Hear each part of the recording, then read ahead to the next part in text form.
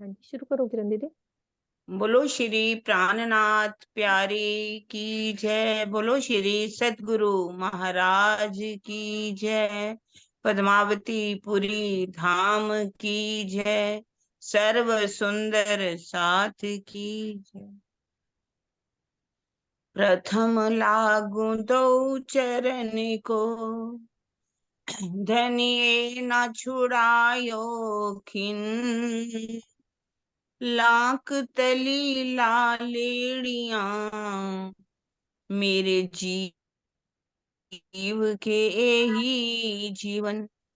इन पांव तले पड़ी रहूं, धनी नजरी खोलो बातन।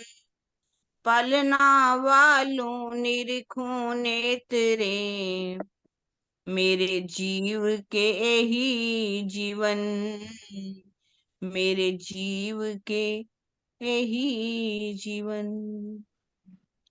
बोलो श्री प्राणनाथ प्यारे की जय। बोलो श्री सतगुरु महाराज की जय। हाँ जी प्यारे सुंदर साथ जी, अब हमारे बीच में है चित्रांशी सलूजा। वो वाणी गायन जब आप अपना रखेंगे, आप रखिए चित्रांशी जी। प्रणाम जी।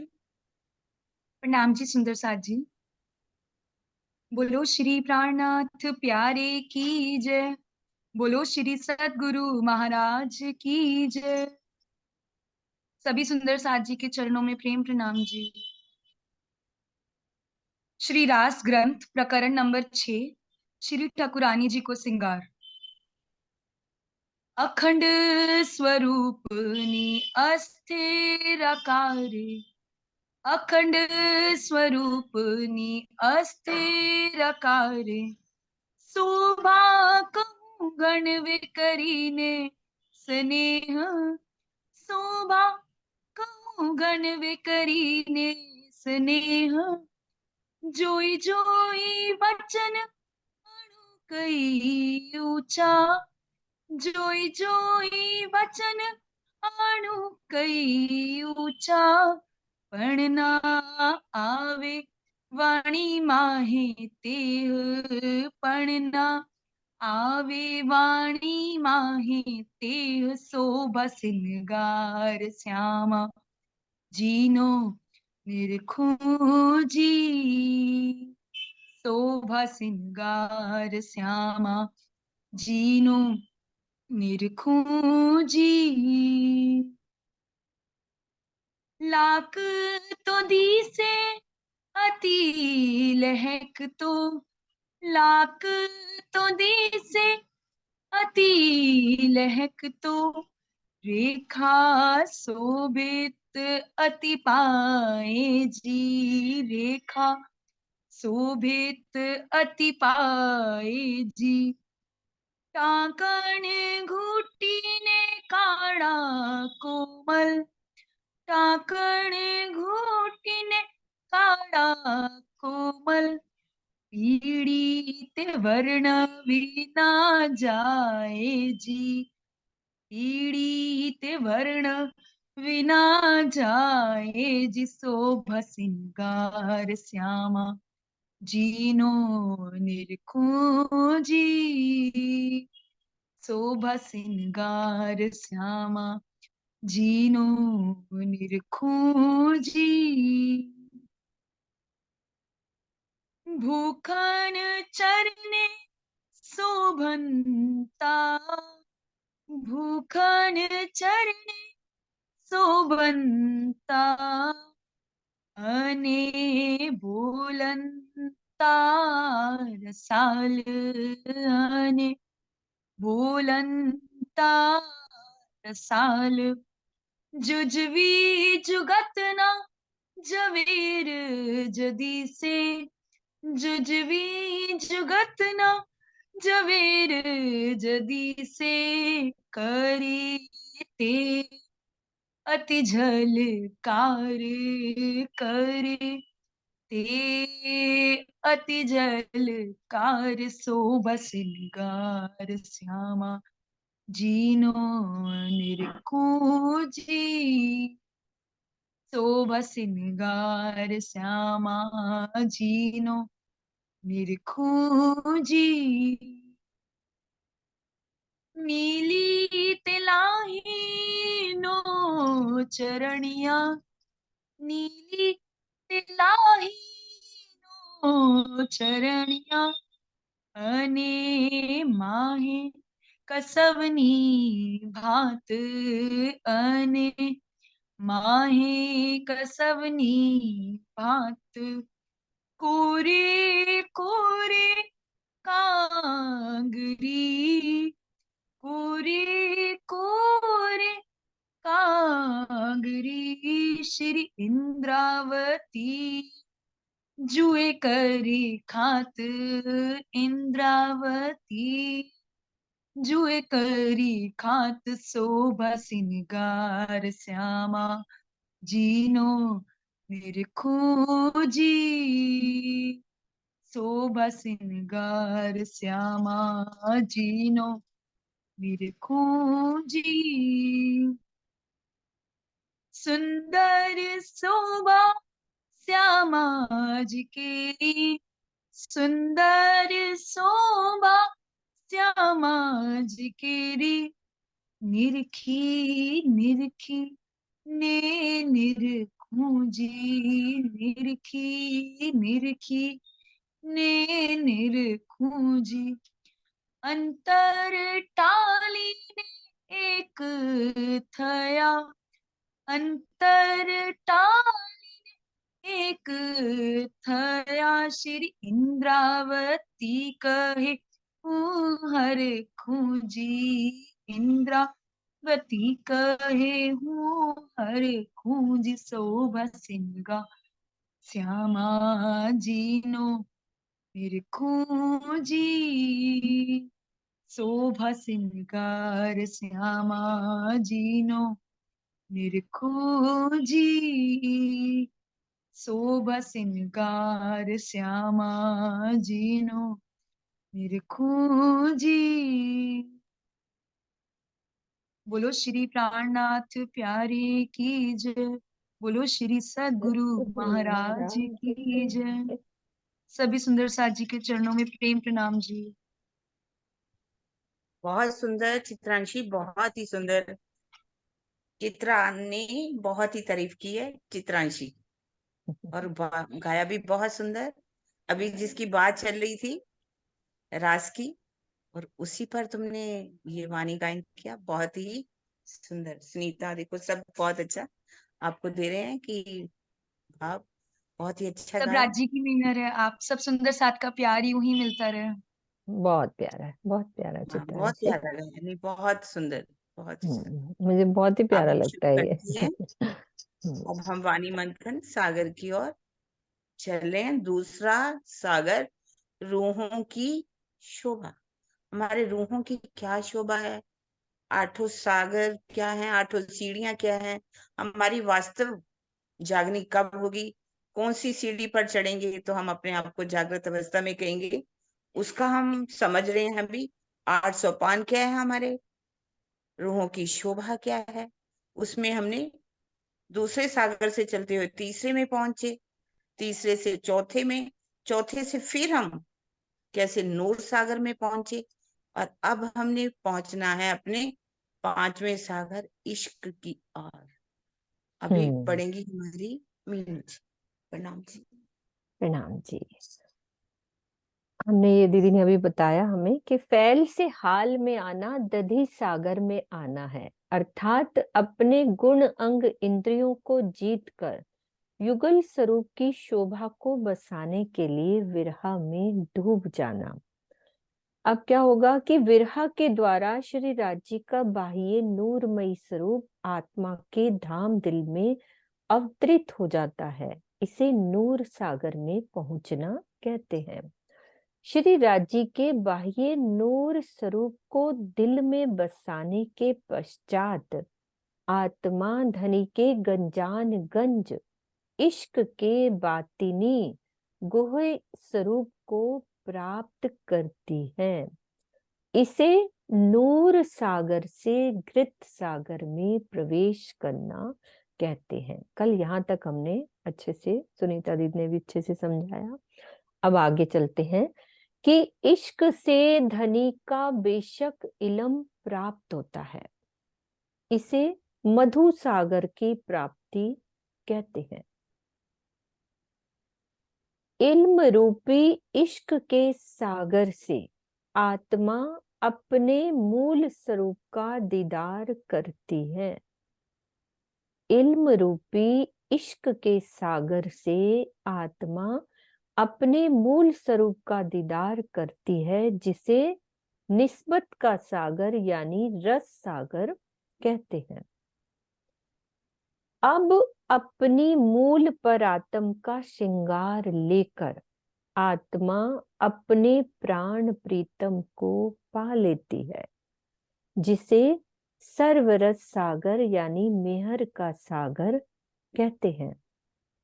इस प्रकार आत्मा नीर सागर से चलकर सभी सागरों से होते हुए मूल मिलावे में विराजमान मूल स्वरूप श्री राज्य को प्राप्त कर लेती है।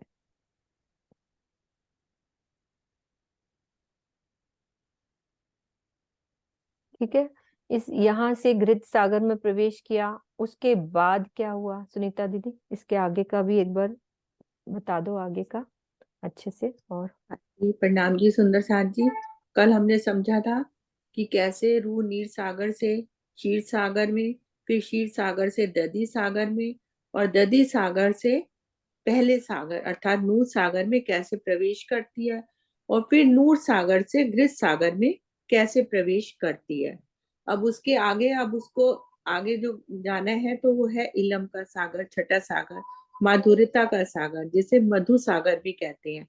तो इश्क से धनी का बेशक इलम लेकर, पहले इश्क में आई, इश्क घृत सागर में आई, और फिर धनी का बेशक इलम उसे प्राप्त हुआ, जिसे मधु सागर कहते हैं। तो ये मधु सागर में आना हुआ आत्म का।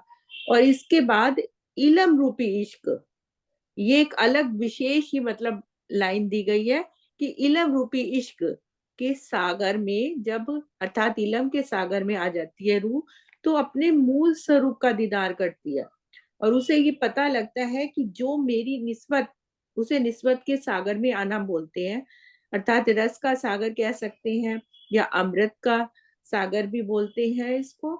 और इसमें क्या होता है कि परात्म का पूरा उसको पता लगता है कि मेरी निस्बत किससे है, मूल मिलावे में बैठे हुए राज्य महाराज से मेरी निस्बत है, जो स्वरूप मेरा है वही राज्य का, अर्थात मैं उनका अंग हूँ, और राज्य जो राज्य का स्वरूप है वही मेरा स्वरूप है। तो ये है अपने परात्म के स्वरूप में आना।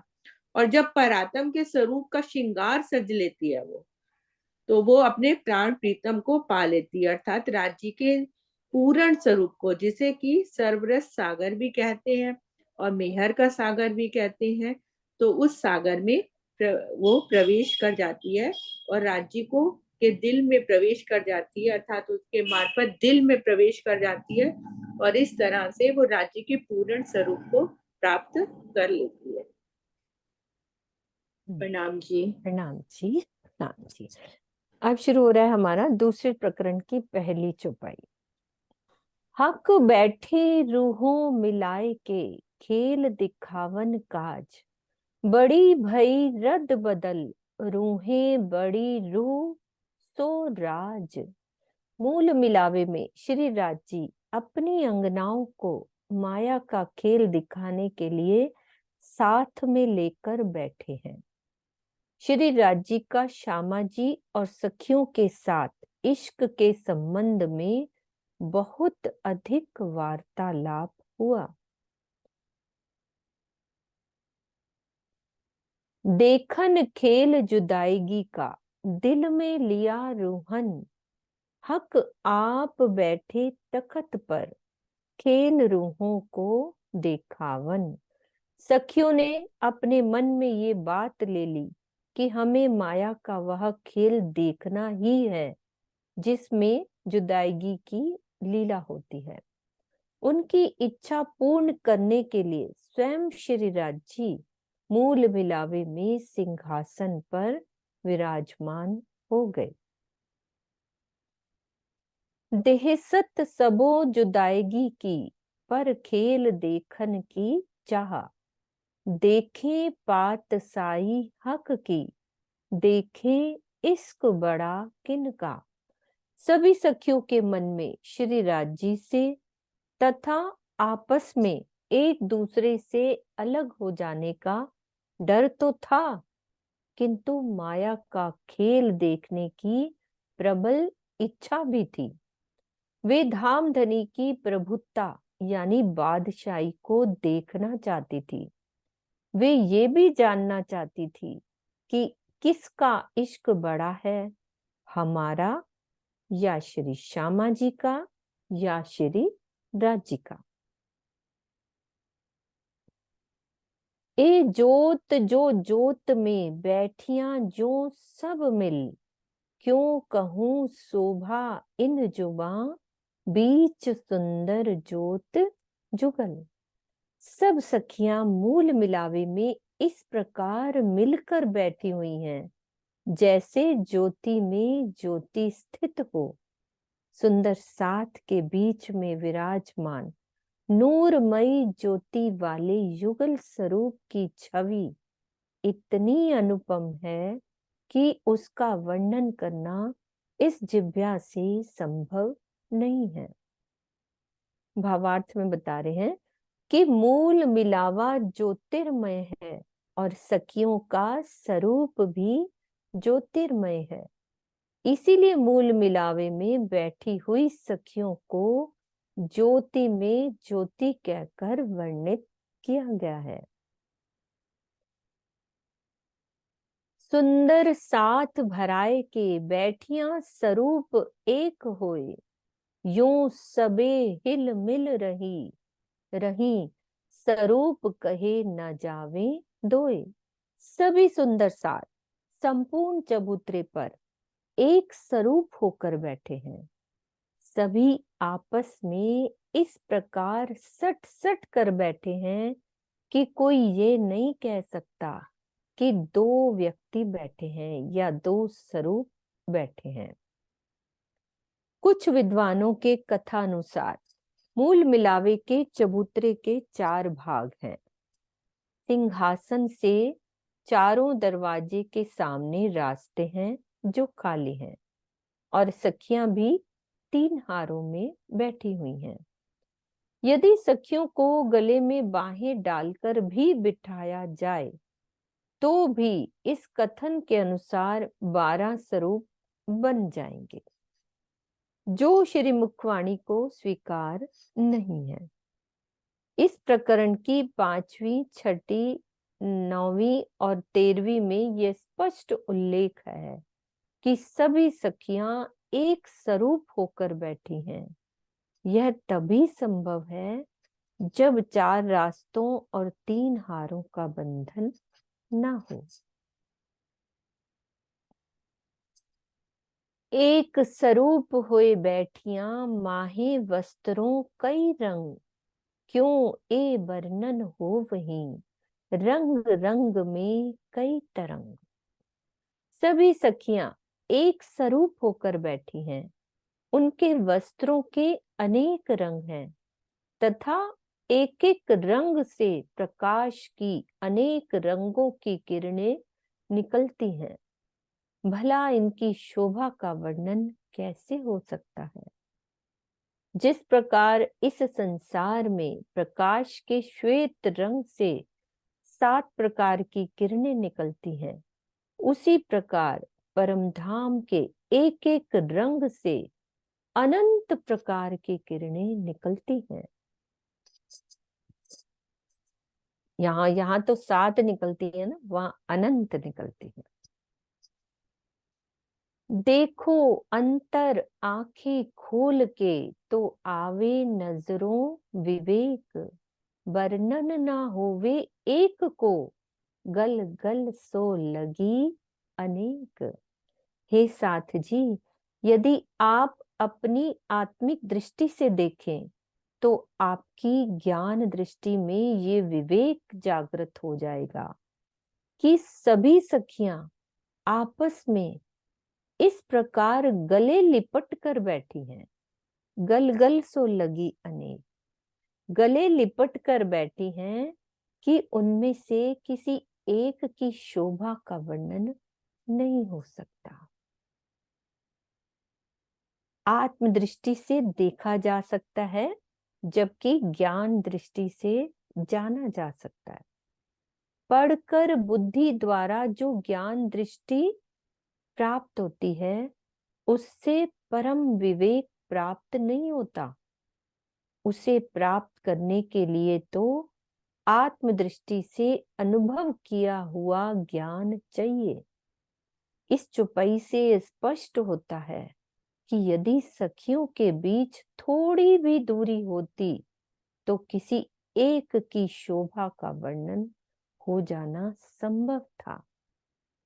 तो दीदी तो गले लिपट कर बोला है कि गले लिपट कर बैठी है। एक तो बैठक सरकार ने बताई थी ना, ऐसे यूं करके बाहों में बाहें डाल के एक बैठक जब वो बनाई थी, तो यहाँ तो कह दिया गल गल सो लगी अनेक।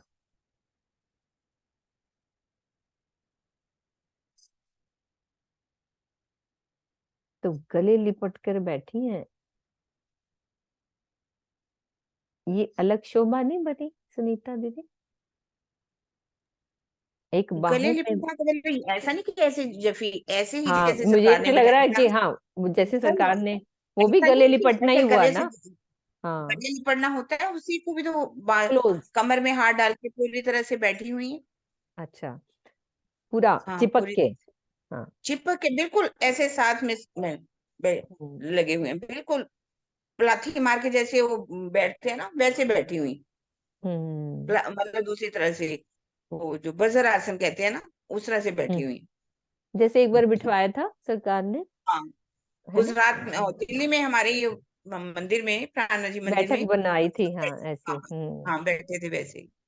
हम्म। तो वो गले लिपटना ही हो गया ना, जैसे हाँ, गले बाजू में लिपटने हो बाजू गए। डाले वो इस तरह से हो गया, है ना? एक सागर कहो तेज जोत को, दूजो शोभा सुंदर, कई तरंग उठे इन रंगों के, खोल देखो आंख अंदर। तेज ज्योति के सागर नूर सागर का पहले वर्णन हो चुका है। एक सागर कहो तेज ज्योत को, ये दूसरा सागर सखियों की सौंदर्य की शोभा का सागर है। हे साथ जी, यदि आप अपने आत्मिक चक्षुओं से देखें तो ऐसा लगेगा जैसे उस ज्योति के भंडार से निकलने वाले रंगों की तरंगे उठ रही हैं। ए मेला बैठा एक होए के, रूहें एक दूजी को लाग, आवे ना निक से इत थे, बीच हाथ ना अंगुरी माग। सखियों का ये समूह एक स्वरूप होकर बैठा है।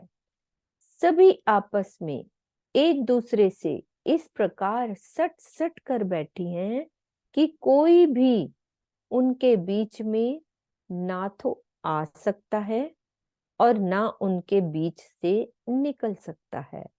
यहाँ तक कि उंगली भी घुसाने की जगह नहीं है।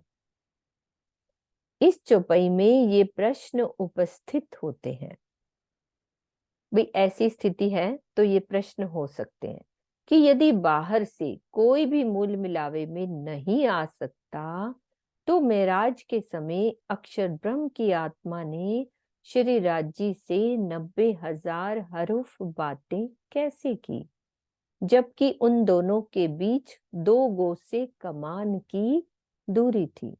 यानी धनुष के 2 कोनों के बीच की दूरी को गोसा कहते हैं। पहला क्वेश्चन। अब दूसरा है कि भिन्न भिन्न परमहंसों ने 3 हारों एवं 4 खाली रास्तों का वर्णन क्यों किया है?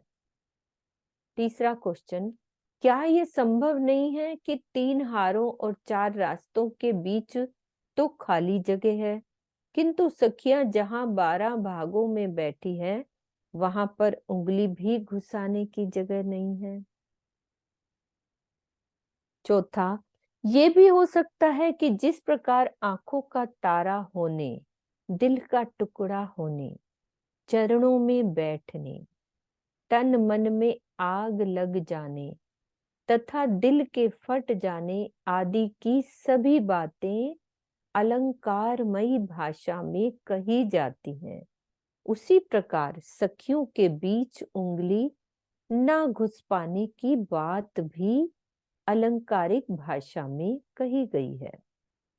इसका मूल भाव ये है कि वाहिदत में सभी सखियों का स्वरूप समान है, इसीलिए सबको एक स्वरूप कहकर वर्णित किया गया है। वे धामधनी का इश्क तथा बादशाही को देखने बैठी हैं। उनकी इस इच्छा में अन्य किसी वस्तु का प्रवेश नहीं है, जिसके कारण उंगली भी न आने की बात कही गई है। ऐसा वाहिदत के कारण ही है जिनमें सभी की इच्छा, सभी की एक ही इच्छा होती है। धामधनी की कृपा से इन प्रश्नों के समाधान में मेरे द्वारा अपनी अल्प बुद्धि से इतना ही कहा जा सकता है। पहला क्वेश्चन का जवाब दे रहे हैं कि स्थूल जड़ पदार्थ से स्थूल पदार्थ टकराता है, जबकि परम धाम में प्रत्येक वस्तु अक्षरातीत का ही स्वरूप है। तो मेराज के समय अक्षर ब्रह्म की आत्मा के सखियों के तनों से टकराने का प्रश्न ही नहीं उठता, क्योंकि स्थूल शरीर थोड़ी ना है, वहां तो आत्म है। क्योंकि सभी के शरीर सूक्ष्म, अति सूक्ष्म, चेतन, नूरमयी एवं ब्रह्म रूप है। श्रृंगार में जैसा कहा है, कही सूक्ष्म सूरत अमृत की, और सागर में क्या कहा है, सूक्ष्म वय उन्मद अंगे का कथन इसी तथ्य की ओर संकेत करता है।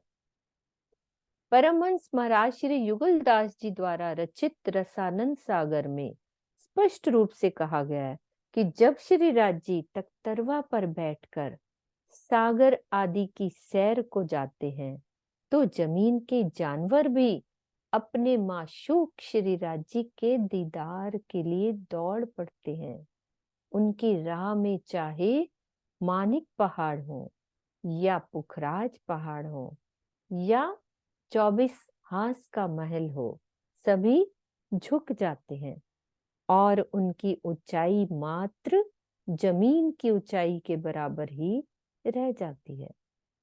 जानवरों के गुजर जाने के बाद वे पुनः जैसे के तैसे दिखाई देने लगते हैं।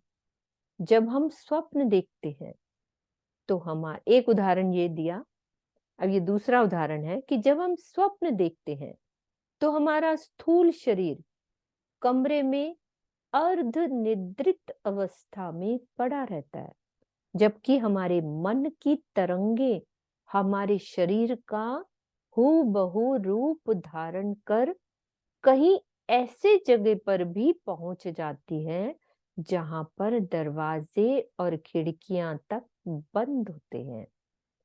अक्षर ब्रह्म की मूल परात्म तो अक्षरधाम में है। उनकी सुरता यानी आत्मा ही अरब में आती है और उनकी आत्मिक दृष्टि अपनी परात्म का श्रृंगार सजकर मूल मिलावा में जाती है। ऐसी स्थिति में उनका सखियों के तनों से टकराने का प्रश्न ही नहीं होता। क्लियर हो गया ना सुंदर सा जी? पहला जो क्वेश्चन था उसका आंसर। और परिक्रमा में इसी बात को प्रकरण 28 में क्या कहा गया है कि धनी इनों के कारणी स्वरूप धरे कई करोड़, ले दिल चाया दर्शन ऐसे आशिक हक के जोर। जब धाम धनी पशु पक्षियों की इच्छा पूरी करने के लिए करोड़ों रूप धारण कर उनके स्थान पर ही उन्हें दर्शन दे देते हैं। तो ब्रह्म आत्माओं की इच्छा अनुसार 3 हारों में भी मूल मिलावे का दृश्य दिखाई दे सकता है।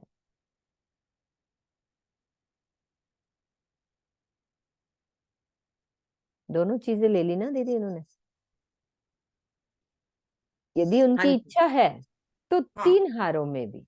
अगर परमहंसों की इच्छा है कि हम 3 हारों में देखें तो वैसा ही इच्छा वो पूरी करेंगे। यदि पशु पक्षियों के लिए इतने करोड़ों रूप धारण कर लेते हैं और उन्हें दर्शन दे देते हैं, तो परमहंसों ने जैसी इच्छा की तो क्या उनको 3 हारों में दर्शन नहीं दे सकते? जैसे कि जवारदास जी की वृत्त में आता है, उन्होंने 3 हारों का वर्णन किया, लेकिन कहीं भी ऐसा नहीं वर्णन किया कि वो तामसी, राजसी, स्वांसी, ऐसा नहीं है। 3 हारों में दर्शन की चाहना की तो 3 हारों में दिखाई दे दो। उन्होंने काटा नहीं, स्वामी जी ने कहा कि दर्शन दे सकते हैं। दे सकते हैं। हम्म। हाँ जी सुषमा, क्या कह रहे हो आप? सुषमा दीदी आप? नाम जी, नाम जी, मैंने सुना था कि जो 3 हारों वाली बात है ना, द्वादश जमराजी वाली या जो भी, जब सखियां आगे पीछे मूल मिलाव में बैठती हैं तब तो 3 हारों में बैठती हैं, और जब खेल मांगने की जब इच्छा और दहशत हुई तो वो सट सट कर बैठी, तब खेल के टाइम पे जब उन्हें खेल देखने की इच्छा हुई तब वो सट कर बैठी। हाँ वैसे हो 3 सकता हारों है, में बैठ सकती हैं, आगे कोई पीछे बात बैठती नहीं, होंगी तो कैसे भी बैठती होंगी। बैठते होंगे। हाँ कैसे भी बैठ सकते हैं अपन। नहीं, मैं परम दोनों धाम। एक्चुअल क्या फोटोज भी देखी है 3 हारों वाली, और हाँ कई हाँ हाँ जब सुना भी है, तो हमारे घर में पुरानी फोटो मूल मिलावा की वही थी। हाँ पहले वाली ऐसी थी। हाँ, तो हमने यही सुना था उस टाइम भी, जब आगे पीछे कभी भी बैठते हैं राज्य के साथ तो ऐसे 3 हारों में बैठती है, चाहे स्वांसियां, रासियां या तामसे जो भी, और उसके बाद जब खेल देखने की चाह हुई तो सट सट कर एक दूसरे से सट कर बैठे। दीदी स्वांसी दहशत। तामसिया तो यहाँ पे हुई ना, ब्रिज में हम हुई, और वहां हमें परम तो है धाम ही में नहीं, थोड़ी ना ये सब नहीं है। 3 दिन है ही नहीं। हाँ बिल्कुल सही कह रहे हो, वो भी मैं तो वैसे बता दिया तभी, जैसे 2000 ऐसी हैं स्वभाव वाली, ऐसे नहीं, वो स्वभाव साथियों एक को। ही होता है वहां पर। वहां तो एक ही स्वभाव है, सबके गुण कर्म स्वभाव एक ही होता है वहां पर। यहाँ पे अलग स्वभाव अलग अलग होंगे ना, है। यहाँ यहाँ हम पे जो अलग अलग नाम हो रखे सकते गए हैं हैं। ना गुण स्वभाव से, हाँ जी, वो यही अलग। यही मैं कह रही थी। हाँ जी। हाँ जी दीपी चल, सिंह। बहुत दिन से ये क्वेश्चन भी था ना, क्लियर हो क्लियर हो गया। गया, हाँ। प्रणाम जी। हाँ जी। चलो। हाँ, वहाँ तो जैसे सुषमा जी ने बताया है, वहाँ तो एक्चुअली क्या है कि मूल मिलावे में तो पहली बार ही बैठे और वो नीचे बैठे, नहीं तो सखिया उनके साथ सिंहासन कुर्सियों पर बैठती हैं। अच्छा मूल मिलावे में खेल दिखाने के टाइम पे ही वो नीचे बैठी बस पहली सखियां बार ही बैठी उनके है। अच्छा चरणों में। कोई भी नहीं अच्छा बैठी हाँ, आज अच्छा पहली अच्छा बार और आखिरी बार। अच्छा अच्छा। वैसे तो हम्म राजी हाँ, हमारे साथ ही तो हमें, बैठते हैं, एक स्वरूप होके। हाँ, कुर्सियों पे और वो सिंहासन अलग पे। से नहीं बैठती है। हाँ अच्छा। जी, हाँ जी। हाँ, ये भी हम्म, हो प्रणाम जी। सकता है। है ना, बिल्कुल प्रणाम। सही कहा दीपी सिंह। हाँ जी, परम धाम की लीला, शोभा एवं गणना को इस संसार के मापदंडों के आधार पर तय नहीं किया जा सकता। कई कोट पाग बने पल में, सागर ग्रंथ में आया है, का कथन यह सिद्ध करने के लिए प्राप्त है कि श्री राज्य के श्रृंगार में लौकिक मापदंड नहीं अपनाया जाता। उन्हें किसी भी श्रृंगार विशेष के बंधन में बांधना असंभव है। अक्षर ब्रह्म को 5 वर्ष के बालक जैसा तथा महालक्ष्मी जी को 3 वर्ष की बालिका की अवस्था वाला कहा जाना श्री मुखवाणी के पूर्णतया विपरीत है। इस प्रकार का कथन लक्षणों के अनुसार तो ठीक है, किंतु अवस्था के अनुसार कदापि ठीक नहीं है। तारतम वाणी के अनुसार परमधाम में सभी की शोभा किशोर है। ऐसी अवस्था में किसी भी व्यक्ति का कथन श्री मुखवाणी से श्रेष्ठ नहीं हो सकता। वस्तुतः पूज्य परमहंसों ने ज्ञान की अपेक्षा प्रेम भाव को अधिक प्राथमिकता दी है। यदि उनकी भावना सखियों को 3 हारों में देखने की रही हो तो उनको उसी स्थिति में दीदार हो सकता है। वहां किसी भी लौकिक सिद्धांत की सीमा रेखा नहीं खींची जा सकती। श्री मुखवाणी में युगल स्वरूप का जो श्रृंगार वर्णित है उसमें गुजरात, राजस्थान तथा सिंध के वस्त्रों एवं आभूषणों की छाप अधिक है। ऐसा इसीलिए है क्योंकि श्री महाराज जी के जीव का शरीर इन्हीं भागों के संस्कारों में पला बड़ा था। उनके जीव में जैसी भावना थी उनके अनुसार ही धामधनी ने अपना स्वरूप दर्शाया। क्या अक्षरातीत उत्तर प्रदेश, बिहार, असम और दक्षिण भारत वालों के नहीं है? इसी प्रकार की लीला परमहंस महाराज श्री युगलदास जी के साथ भी हुई है। ठीक है, ये दूसरा क्वेश्चन था। अब तीसरे का जवाब दे रहे हैं कि इस संसार में बैठने का एक विधान होता है जिसके अनुसार भावों में भरकर यदि किसी ब्रह्मात्मा ने 3 हारों के आधार पर चित्वनी की है तो उस रूप में दर्शन होना कोई आश्चर्य की बात नहीं है। किंतु श्री मुखवाणी में 3 हारों का वर्णन नहीं है। यदि सिंहासन पर श्री राज श्यामा जी के विराजमान होने पर युगल स्वरूप कहा जाता है तो 12,000 सखियों के एक स्थान में बैठने पर एक स्वरूप कहे जाने का क्या औचित्य है? इस प्रकरण की चौपाई 5-6 में एक स्वरूप तो कहा ही गया है और ये भी कहा गया है कि स्वरूप कहे न जावे दोए। अनादिकाल से वहदत में सबकी शोभा एक समान रही है, फिर भी ये क्यों कहा गया है कि एक स्वरूप होए बैठियां? सभी के एक साथ सट कर बैठने के कारण इस बैठक को विशेष कहा गया।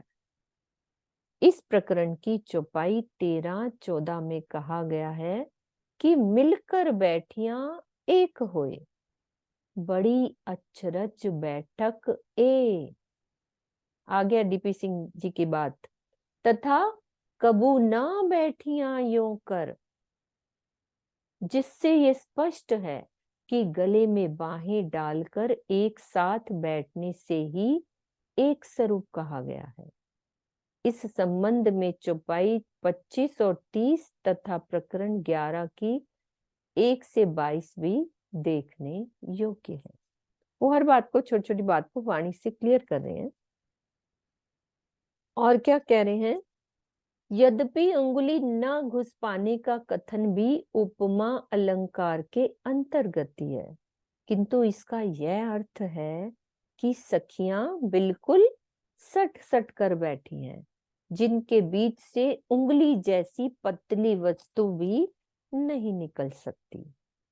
अलंकार के नाम से उन्हें दूर दूर नहीं बिठाया जा सकता। खेल देखने की सबकी समान इच्छा होने के कारण भी सबको एक स्वरूप नहीं कहा जा सकता। हाँ, इन्हें एक मत वाला अवश्य कहा जा सकता है। अक्षरातीत की ब्रह्मवाणी का वास्तविक आशय केवल अक्षरातीत ही जानते हैं। हम सभी सुंदर साथ का यह नैतिक उत्तरदायित्व है कि वैचारिक मतभेद की स्थिति में हम अपने विचारों को किसी पर ना थोपें और स्वयं को ज्ञान के सागर में एक बूंद मानते हुए यथार्थ ज्ञान के प्रकाश के लिए धामधनी के चरणों में प्रार्थना करें। मतलब विचार का जो मतभेद है उसमें बहस ना करें, एक दूसरे को थोपे भी नहीं कि हाँ ऐसा ही होता है। बस धनी के चरणों में प्रार्थना करें कि हमें धनी वो आत्मा से दिखाएं वो चीज, है ना दीदी? इसमें कुछ आगे समझाने वाली बात तो नहीं है ना? सुंदर सा से पूछी, हाँ जी सुंदर साथ जी, किसी मुझे का ना समझ आई वो बात, कोई बात कोई बात क्लियर मुझे नहीं ना है? समझ आई। क्लियर है ना? किसी का क्वेश्चन तो नहीं है ना? नहीं ना सुनीता दीदी, क्लियर है? ठीक है, आगे चलते हैं। चौपाई हमारी 10। गिरदवाए तखत के कई बैठियां तले चरण, जानो जिन होवे जुदियां पकड़ रहे हम शरण। सब सखियां श्री राज जी के चरणों में सिंहासन के चारों ओर बैठी हुई हैं। वो अपने मन में यही बात सोच रही हैं कि हम धामधनी की शरण में ही रहें, ताकि उनके चरणों से दूर ना हो सके। चबूतरे लग कठेरा, रैया चारों तरफों भराए, जो मिल बैठियां बीच में, यो ही बैठियां गिरधवाए। तकिया सिंहासन के चारों ओर, चबूतरे पर कठेड़े तक, पीछे तक कठेड़ा जहां लगा है, भरकर बैठी हैं। जिस प्रकार मध्य में स्थित सिंहासन के पास बैठी हुई हैं, उसी तरह चबूतरे की किनार पर भी चारों ओर बैठी हैं। संपूर्ण श्री मुखवाणी में सिंहासन के पास से लेकर कठेड़े तक सखियों के भर कर बैठने की बात कही गई है, किंतु 3 हारों का वर्णन नहीं किया गया है। एक दूजी को अंक भर लग रैया अंगो अंग, दिल में खेल देखन का है सबों अंगों उच्च रंग। सभी सखियां एक दूसरे के गले में बाहें डालकर सट सट कर अंग से अंग लगाकर बैठी हुई हैं।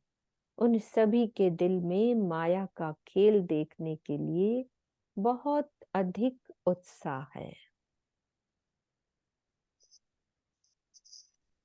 जाने जिन कोई जुदी पड़े, ए डर दिल में ले, मिलकर बैठियां एक हुए, बड़ी अचरज बैठक ए।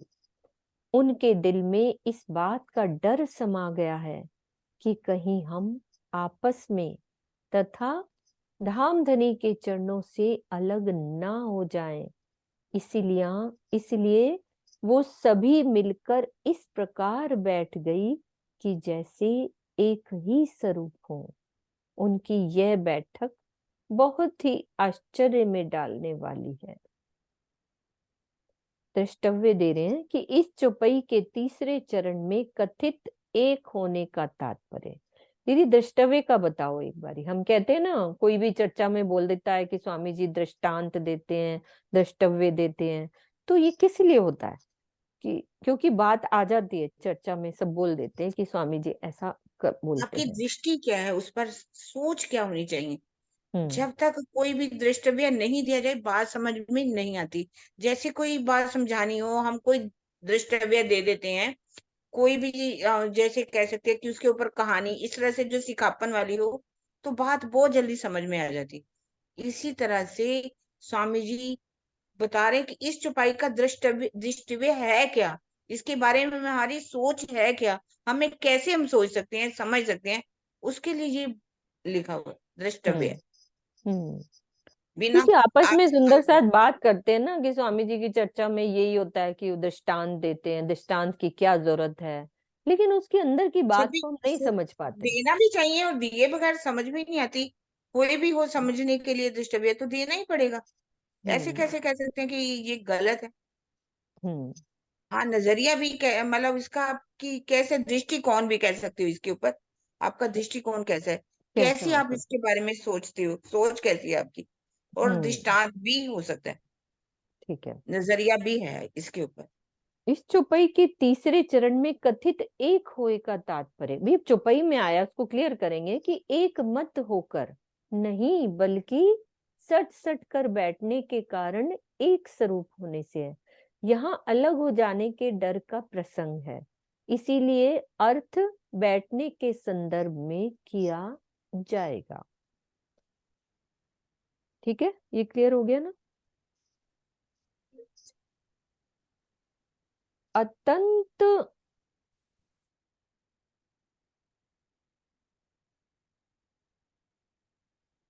अत्यंत शोभा लेत है कबू ना बैठियां यों कर, यों बैठियां भर चबूतरे, दूजा शोभा अति सागर। सखियां इस तरह से आज दिन तक कभी भी नहीं बैठी सुषमा दीदी। वो संपूर्ण चबूतरे पर भरकर बैठी हैं और उनकी अनंत शोभा हो रही है। उनकी ये अनंत शोभा ही दूसरा सागर है। जिस हिसाब से ये बैठी है ना, तो ये दूसरा नीर का सागर ये शोभा है। माहे ऊंची नीची कोई नहीं, सब बैठियां बराबर, अंग सकल उमंग में खेल देखन को चाहकर। वाहिदत के कारण सभी सखियों का स्वरूप समान है। यही कारण है कि उनकी बैठक में कोई भी ऊंची नीची नहीं है, बल्कि सभी समान है। माया का खेल देखने की चाहना से उनके सभी अंगों में उमंग उत्साह भरा हुआ है। शोभा सुंदरता अति बड़ी, हक बड़ी रू अरवाही। ए शोभा सागर दूसरा, मुख कहो न जाए जुबाई। श्री राजश्यामा जी और सखियों के सौंदर्य की शोभा बहुत अधिक है, जिसका वर्णन यहाँ के मुख और जिह्वा से नहीं हो सकता। सखियों की शोभा का यह सागर दूसरा सागर कहा जाता है।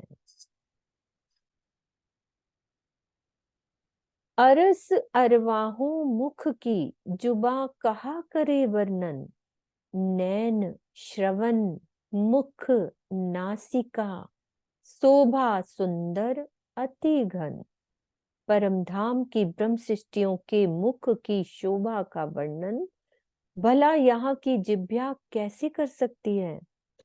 अनंत शोभा को धारण किए हुए उनके नेत्र, रूहों के नेत्र, कान, मुख और नासिका बहुत अधिक सुंदर है।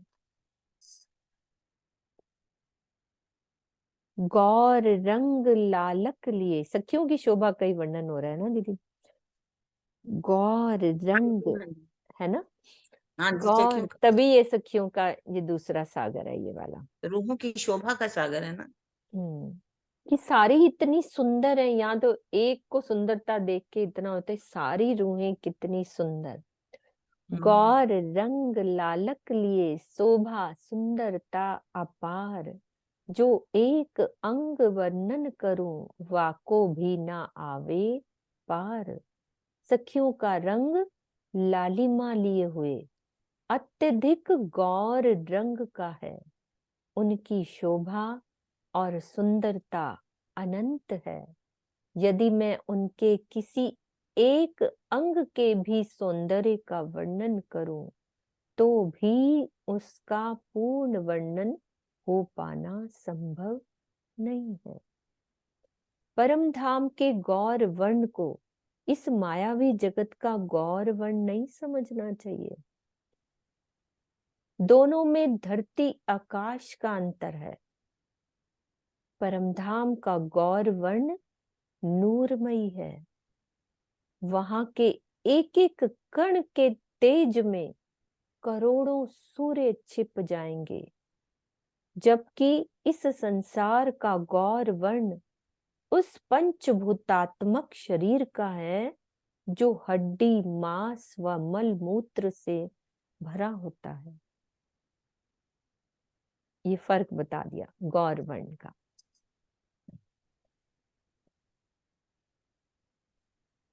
मुख चौक छवि की क्यों कहूं, शोभा हरवटी दंत अधुर। बीच लांक मुस्कनी कहाँ लग, कहे कहे कहूं मुख नूर। अति सुंदर ठुड्डी, अति सुंदर दांत और होठों से युक्त सखियों के मुखार बिंद की शोभा का मैं कैसे वर्णन करूं। मुस्कुराते समय दोनों होठों की अलौकिक शोभा से युक्त मुख के नूर को मैं कहाँ तक कहकर वर्णन करूं। नासिका, होठ, दांत और ठुड्डी का संपूर्ण भाग क्या कहलाता है? मुख का चौक कहलाता है। नासिका, होठ, दांत और ठुड्डी, ये पूरा, ये मुख का चौक कहलाता है। इसकी शोभा को गालों के साथ मिलाकर वर्णित किया जाता है।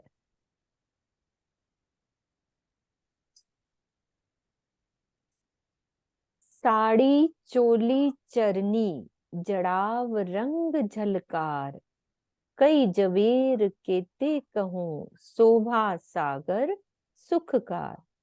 सखियों के द्वारा धारण की गई साड़ी, चोली एवं पेटीकोट में जड़े हुए अनेक रंगों के जवाहरात झलझला रहे हैं। ये शोभा समुद्र के समान है।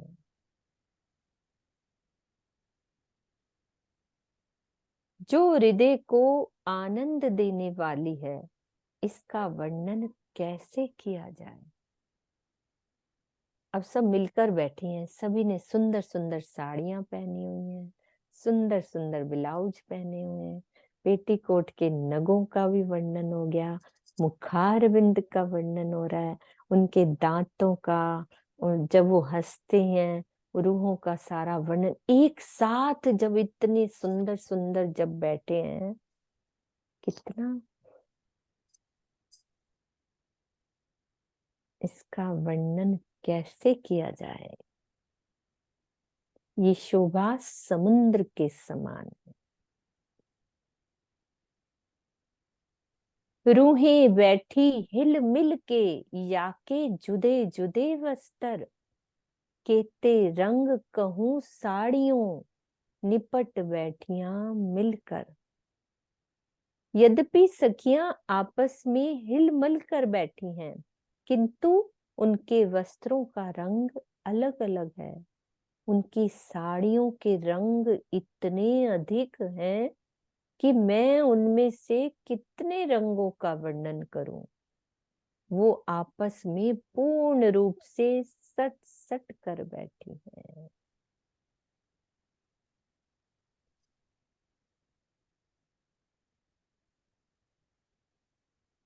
सुंदर साथ जी, इतनी हमने चौपाइयां पढ़ी, हमें क्या शिक्षा मिलती है? दूसरे सागर से, रूहों की शोभा के सागर से, जो दूसरा सागर हमने, हमारी स्थिति रूहों की शोभा के सागर में क्या हमने सीखा कि हम, हमारी रूह की जो सीढ़ी है दूसरे सागर तक कैसे हमारे दिल में चलनी चाहिए। क्या भाव आ रहा है ना आशी दीदी? जो वही शोभा पड़ी। हर चौपाई में यही आ रहा है अभी, जो इतनी विशाल शोभा है हम रूहों की, सट सट कर एक अंग एक स्वरूप। तो जब उस एक स्वरूप को हम भाव दिल में लेंगे तभी तो अगला सागर है ना एक दिली का। इसीलिए एक स्वरूप बता रहे हैं, अभी एक स्वरूप हुए बैठे हैं। तो जहां भी हमें एक स्वरूप का मतलब समझ सकते हैं हम क्या कहना चाह रहे हैं आराध्य, है ना। तभी तो भी अगला हमारी रूह की ये वाहिद सोपान ही है ना, हमें आगे चलना है, तो वही ना हमारा एक एक स्वरूप। स्वरूप। हाँ, सबकी एक एक हो जाए, यानी कि प्रेम, हाँ, सखियों का हम्म स्नेह जो राज्य में बताना चाह रहे हैं। तो हम्म बार बार चुपाइयों में एक स्वरूप हो गए बैठे हैं, सट सट कर बैठे हैं, यानी कि हमारा यहाँ पे भी रहनी ऐसी हो जाए कि सबकी एक सी रहनी हो जाए, बस सिर्फ पिया के प्रेम में मगन हो जाए। तभी तो एक रहनी होएगी, तभी तो अगला सागर आएगा ना, वाहिदत हम्म का सागर उसको तभी तो बोला है ना। एक स्वरूप हो जाए, कोई विचारों का मतभेद ना हो। जब है ही हम एक ही राज्य की अंगनाएं, तो विचार का मतभेद का मतलब ही नहीं। जब पहचान हो गई कि हम कौन है, तो वो है दूसरा सागर। कैसी शोभा है।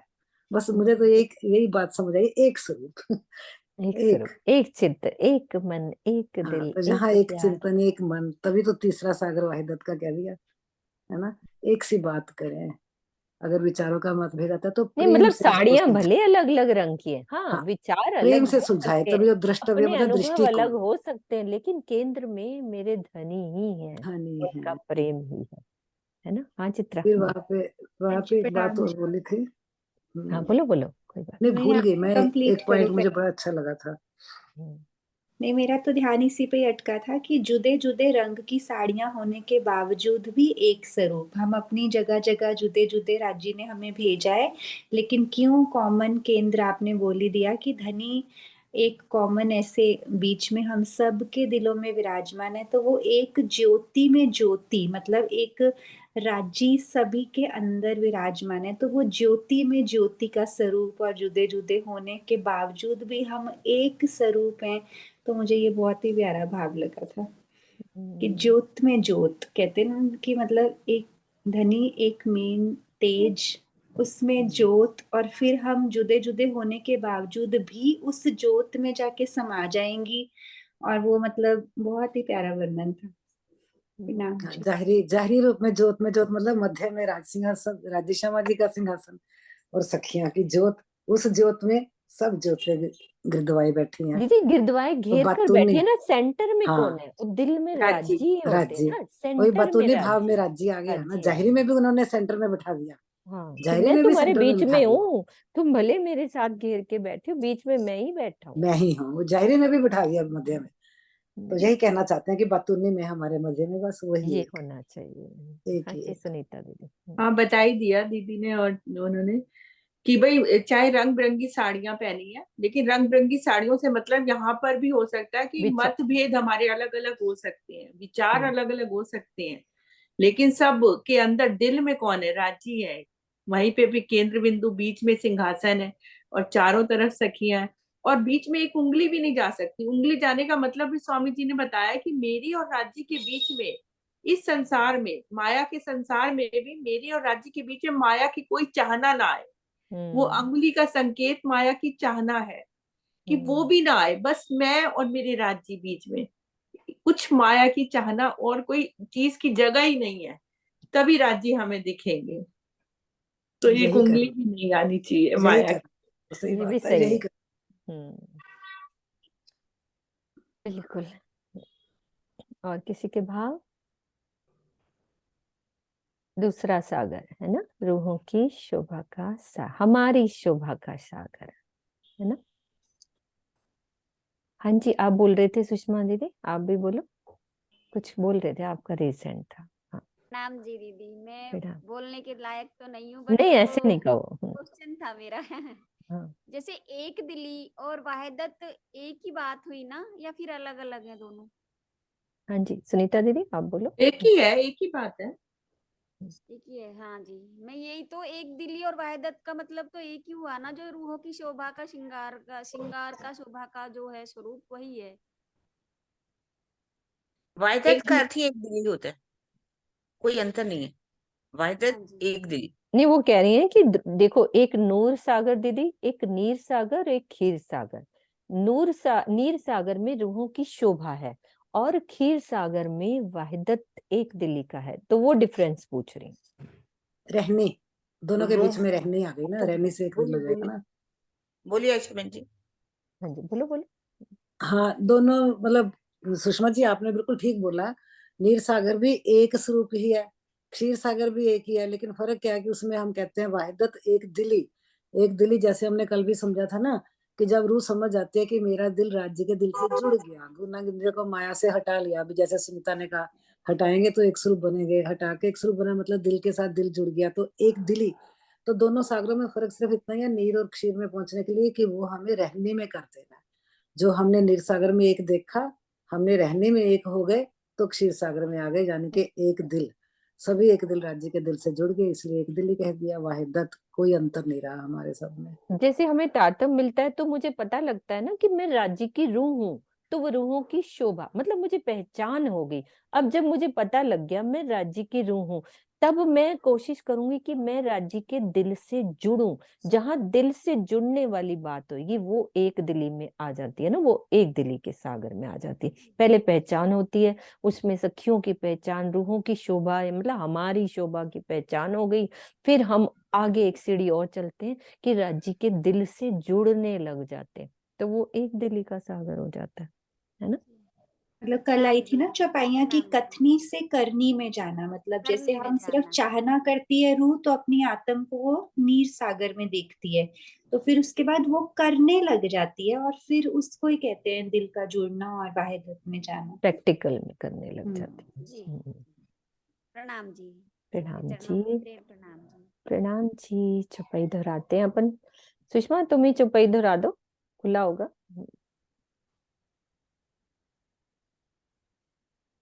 अच्छा बंद कर दिया, कोई नहीं, सरोज दीदी आप दोहरा दो।